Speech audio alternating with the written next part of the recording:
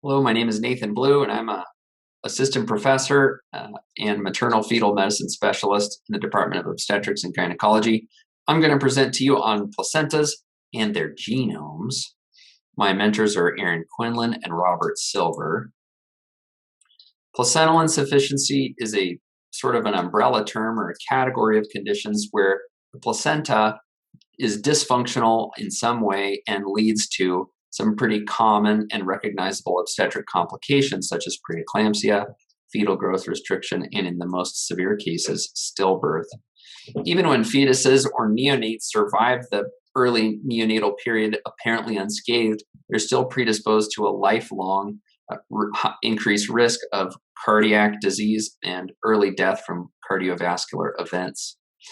We know that the placental genome is important for placental function because cases of aneuploidy, or where there is an extra or deleted chromosome in the fetus and the placenta, experience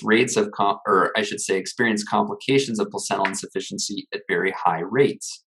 This is also true when the aneuploidy arises after fertilization as a post-zygotic change. And so it arises in one cell such that only the daughter cells in that cell line are affected.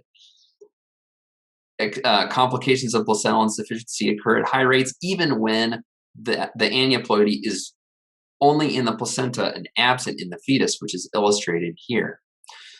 This we refer to as confined placental mosaicism, and it's more common than you might think. It occurs in 1 to 2% of clinically recognized pregnancies. And if you think of aneuploidy on the scale of the genome is a gigantic change. If that occurs 1 to 2% of the time, then it is plausible and even likely that much smaller scale changes occur with much higher frequency, such that the placenta is maybe a very mosaic organ genetically. So we set out to explore and investigate whether this type of variation occurs in placentas and whether it's important. So we had two hypotheses. The first is that somatic mutation, which is another word for that post-zygotic mutation, is common in placentas, both normal placentas and uncomplicated pregnancies. And secondly, we hypothesized that an increased burden of mutations, somatic mutations, in placentas is associated with placental insufficiency and adverse pregnancy outcomes. To test these two hypotheses, we have these two aims, which are first to explore non-pathologic genomic differences in normal placental function using whole genome sequencing, and specifically to identify mutations that are different between the placenta and the fetus, as well as within placentas. And then secondly, our second aim was to explore somatic placental mutation as potential contributor to placental insufficiency, also using whole genome sequencing. And to do this, we plan to compare the somatic mutation burden between different clinical groups that experience different outcomes, as well as to look for specific mutations or mutational patterns that predispose to placental insufficiency and stillbirth. We used data and samples from the Stillbirth Collaborative Research Network, which was a multi-site case control study that prospectively enrolled stillbirths and live births, in which we participated in. All stillbirths in this network study underwent an autopsy or postmortem examination, and all participants, including live births, underwent placental histopathology and then specimen collection of maternal and neonatal blood. Placentas were biopsied. 4 biopsies each were collected and frozen in a standardized and representative fashion. This figure is just from the instruction manual in one of the publications from that study. So we set out to characterize genetic variation between the fetus and placenta, as well as within the placenta, by analyzing maternal, fetal, and then 4 placental genomes from these 3 groups. The first group is a small group of normal, or I should say uncomplicated, healthy live births. The second group is an intermediate group of placental insufficiency, which was defined by severe fetal growth restriction from placental insufficiency, but with ending in a live birth. And then the most severe group was stillbirths associated with placental insufficiency. And then all of the samples, 6 samples from each pregnancy, were sequenced using whole genome sequencing at a depth of coverage of 30 to 60x, and variants or mutations were identified using GATK, which is an algorithm. So this is what we found, that there are a considerable number of mutations in each placenta. This is the median number of mutations in each placenta across these three groups, accompanied by the ranges per placenta. And this is also expressed as a rate, which is the number of variants per site on the genome that was sequenced adequately. And you can see that there are a lot of mutations within each placenta, but that there's not an obvious difference between the three groups.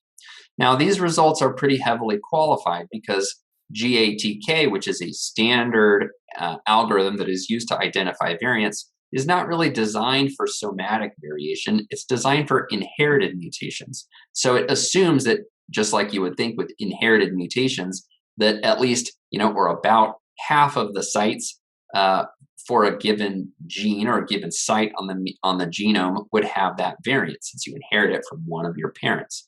So it's really not suited for somatic variation or structural variation.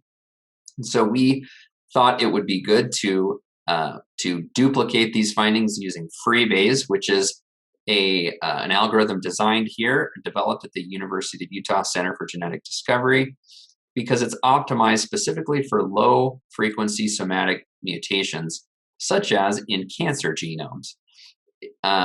So this was our plan.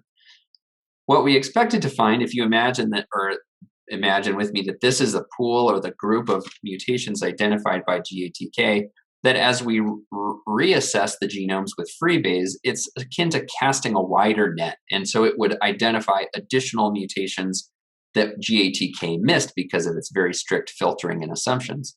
But what we found when we ran the two separately is that they identified nearly almost exclusive groups of mutations with very little overlap.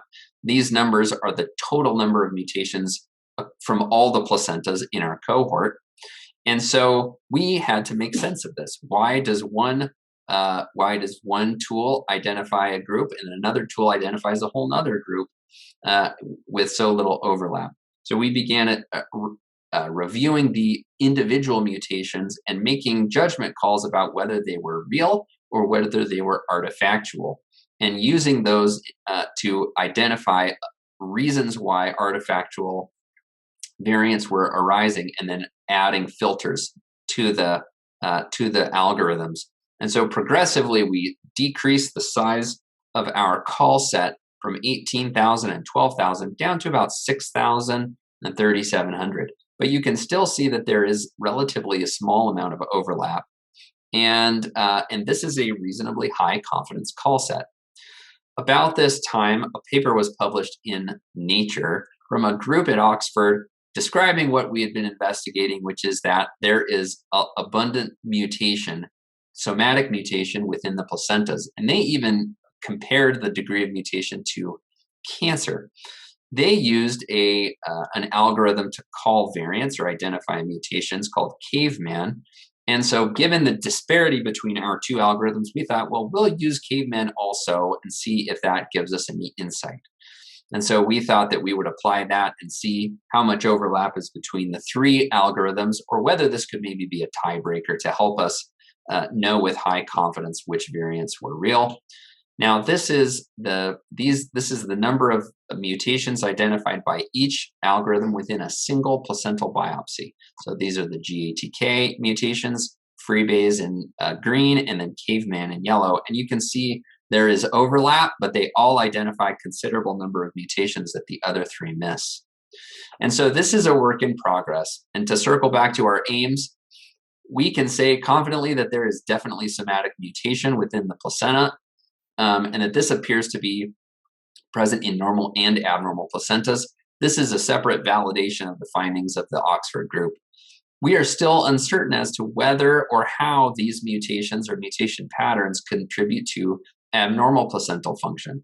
So this remains to be seen and will be assessed once we finalize that call set. These are our next steps. First, to finalize the call set, to disseminate our results. We have submitted 2 grants based on this work. The first was a K-23 to the NICHD, which was not funded, The second was a Burroughs Wellcome Fund grant in December that is a finalist for consideration, but we have not found out yet whether that will be funded. And I also want to acknowledge the very large group of friends and mentors that have supported this work and my personal career development, as well as the funders. So that will be all. Thank you very much.